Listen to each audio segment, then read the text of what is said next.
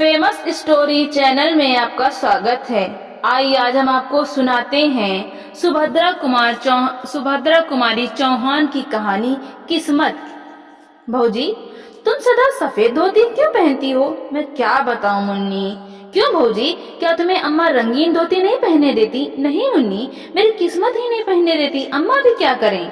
किस्मत कौन है भौजी? वो भी क्या अम्मा की तरह तुमसे लड़ा करती और गालियां देती है? 7 साल की मुन्नी ने किशोरी के गले में बाहें डालकर पीठ पर झूलते हुए पूछा, किस्मत कहाँ है? और भौजी मुझे भी बता दो। सिल पर का पिसा हुआ मसाला कटोरी में उठाते हुए किशोरी ने एक ठंडी सांस ली, बोली, किस्मत कहाँ है मुन्नी, क्या बताऊं। आंचल से आंसू पोंछकर किशोरी ने तरकारी बघार दी। खाना तैयार होने में अभी आध घंटे की देर थी। इसी समय मुन्नी की माँ गरजती हुई चौके में आई, बोली, 10 साढ़े 10 बज रहे हैं, अभी तक खाना नहीं बना। बच्चे क्या भूखे स्कूल चले जाएंगे? बाप रे बाप, मैं तो इस कुलच्छनी से हैरान हो गई। घर में ऐसा कौन सा भारी काम है जो समय पर खाना भी न तैयार होता है? दुनिया में सभी औरतें काम करती हैं, या तू ही अनोखी काम करने वाली है? एक सांस में मुन्नी की माँ इतनी बातें कह गईं और पटा बिछाकर चौके में बैठ गईं। किशोरी ने डरते डरते कहा, अम्मा जी, अभी तो 9 ही बजे हैं, आधे घंटे में सब तैयार हो जाता है, तुम क्यों तकलीफ करती हो? चिमटा खींचकर किशोरी को मारती हुई सास बोली, तू सच्ची और मैं झूठी? 10 बार आंट से कह दिया कि जबान न लड़ाया कर, पर मुंह चलाए ही चली जाती है। तू भोली किस घमंड में है? तेरे सरीखी 50 को तुम्हें उंगलियों पर नचा दूं। चल हट, निकल चौके से। आग पहुंचते हुए किशोरी चौके से बाहर हो गई। जरा सी मुन्नी अपनी माँ का यह कठोर व्यवहार विस्मय भरी आंखों से देखती रह गई। किशोरी के जाते ही वो भी चुपचाप उसके पीछे चली, किंतु तुरंत ही माता की डांट से वो लौट पड़ी। इस घर में प्रायः प्रतिदिन ही इस प्रकार होता रहता था। बच्चे खाना खाकर समय से आध घंटा पहले ही स्कूल पहुंच गए। खाना बनाकर जब मुन्नी की माँ हाथ धो रही थी, तब उनके पति रामकिशोर मुवक्किलों से किसी प्रकार की छुट्टी पाकर घर आए। सुनसान घर देखकर बोले, बच्चे कहाँ गए सब? नथुने फुलाती हुई मुन्नी की माँ ने कहा, स्कूल गए और कहाँ जाते? कितना समय हो गया, कुछ खबर भी है? घड़ी निकाल कर देखते हुए रामकिशोर बोले, अभी 9:30 ही तो बजे हैं, मुझे कचहरी भी तो जाना है ना। मुन्नी की माँ तड़प कर बोली, जरूर तुमने सुन लिया होगा, दुलारी बहू ने 9 कहा था और तुम 9:30 पर पहुंच गए, तो इतना ही क्या कम किया? तुम उसकी बात कभी झूठी नहीं होने दोगे। मैं तो कहती हूँ इस घर में नौकर चाकर तक मान मुलाहिजा है, पर मेरा नहीं। सब सच्चा और मैं झूठी, कह के मुन्नी की माँ जोर से रोने लगी। मैं तो यह नहीं कहता कि तुम झूठी हो, घड़ी ही गलत हो गई होगी, तो इसमें रोने की तो कोई बात नहीं है। कहते कहते रामकिशोर जी स्नान करने चले गए। वे अपनी स्त्री के स्वभाव को अच्छी तरह जानते थे।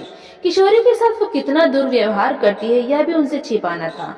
जरा जरा सी बात पर किशोरी को मार देना, किस्मत और गाली दे देना तो बहुत मामूली बात थी। यही कारण था कि बहू के प्रति उनका व्यवहार बड़ा ही आदर और प्रेम पूर्ण होता। किशोरी उनके पहले विवाह की पत्नी के एकमात्र बेटे की बहू थी। विवाह के कुछ ही दिन बाद निर्दयी विधाता ने बेचारी किशोरी का सौभाग्य सिंदूर पोंछ दिया। उसके मायके में भी कोई न था। वो अभागिनी विधवा सर्वथा दया ही की पात्र थी। किंतु ज्यों ज्यों मुन्नी की माँ देखती कि रामकिशोर जी का व्यवहार बहू के प्रति बहुत स्नेहपूर्ण होता है, त्यों त्यों किशोरी के साथ उसका देश भाव बढ़ता ही जाता। रामकिशोर अपनी इस पत्नी से बहुत दबते थे। इन सब बातों को जानते हुए भी वो किशोरी पर किए जाने वाले अत्याचारों को रोक न सकते थे। 100 की सीधी बात तो यह थी कि पत्नी के खिलाफ कुछ कह के वे अपने खोपड़ी के बाल न नुचवाना चाहते थे, इसलिए बहुधा वे चुप ही रह जाया करते थे। आज वे जान गए कि कोई बात जरूर है और किशोरी को भूखी प्यासी पड़ा रहना पड़ेगा। इसलिए कचहरी जाने से पहले किशोरी के कमरे की तरफ गए और कहते गए कि भूखी ना रहना बेटी, जरूर रोटी खा लेना, नहीं तो मुझे बड़ा दुख होगा। रोटी जरूर खा लेना, नहीं तो मुझे बड़ा दुख होगा। रामकिशोर का यह वाक्य मुन्नी की माँ ने सुन लिया।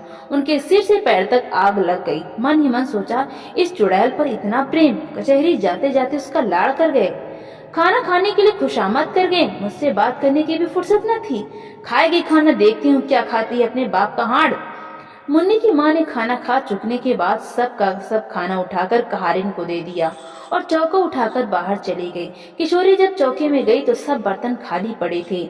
भात के बटुए में 2-3 कण चावल के लिपटे थे। किशोरी ने उन्हीं को निकालकर मुंह में डाल लिया और पानी पीकर अपनी कोठरी में चली आई। आज रामकिशोर जी कचहरी में कुछ काम न होने के कारण जल्दी ही लौट आए। मुन्नी की माँ बाहर गई थी। घर में पत्नी को कहीं न पाकर वे बहू की कोठरी की तरफ गए। बहू की दयनीय दशा को देखकर उनकी आंखें भर आईं। आज चंदन जीता होता तब भी क्या यही इसकी दशा रहती। अपनी भीरुता पर उन्होंने अपने आप को न जाने कितना धिक्कारा। उसकी धोती कई जगह से फट कर सी जा चुकी थी। उस धोती से लज्जा निवारण भी कठिनाई से ही हो सकती थी। बिछौनों के नाम से खाट पर कुछ चिथड़े पड़े थे। जमीन पर हाथ का तकिया लगाए वो पड़ी थी। उसको झपकी सी लग गई थी। पैरों की आहट पाते वो तुरंत उठ बैठी। रामकिशोर जी को सामने आते ही संकोच से जरा घूंघट सरकाने के लिए उसने ज्यों ही धोती खींची, धोती फट गई।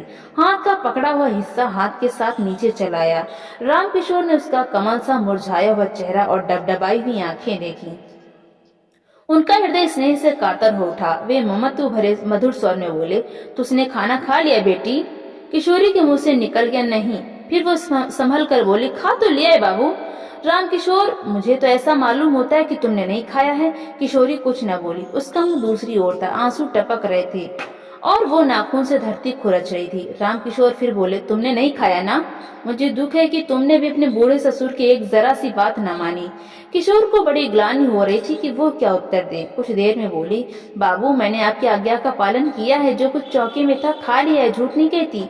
रामकिशोर को विश्वास न हुआ। कहारिन को बुलाकर पूछा तो कहारिन ने कहा, मेरे सामने तो बहू ने कुछ नहीं खाया। माँ जी ने चौका पहले ही से ही खाली कर दिया था, खाती भी तो क्या।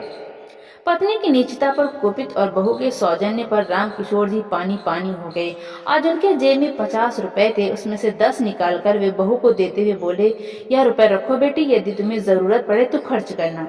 इसी समय आंधी की तरह मुन्नी की माँ ने कोठरी में प्रवेश किया। बीच से ही रुपयों को झपट कर छीन लिया।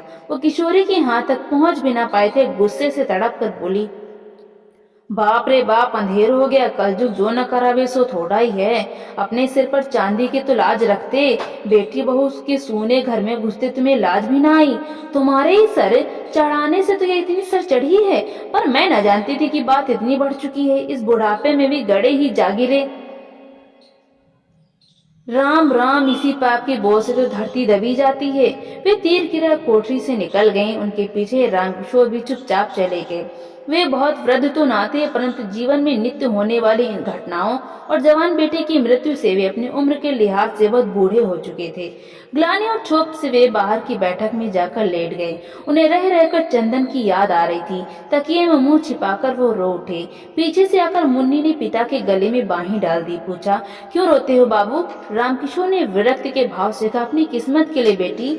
सवेरे मुन्नी ने भौजी के मुंह से भी किस्मत का नाम सुना था और उसके बाद उसे रोते देखा था। इस समय अब उसने पिता को भी किस्मत के नाम से रोते देखा तो उसने विस्मित होकर पूछा, किस्मत कहाँ रहती है बाबू? क्या वो अम्मा की कोई लगती है? मुन्नी के इस भोले प्रश्न से दुख के समय भी रामकिशोर जी को हंसी आ गई और वे बोले, हाँ, वो तुम्हारी माँ की बहन है। मुन्नी ने विश्वास का भाव प्रकट करते हुए कहा, तभी वो तुम्हें भी और भौजी को भी रुलाया करती है। तो दोस्तों, आपको ये कहानी कैसी लगी? वीडियो को लाइक करें, शेयर करें और कमेंट करके हमें जरूर बताएं। और हिंदी साहित्य की कोई भी कहानी सुनना हो जरूर बताएं। चैनल को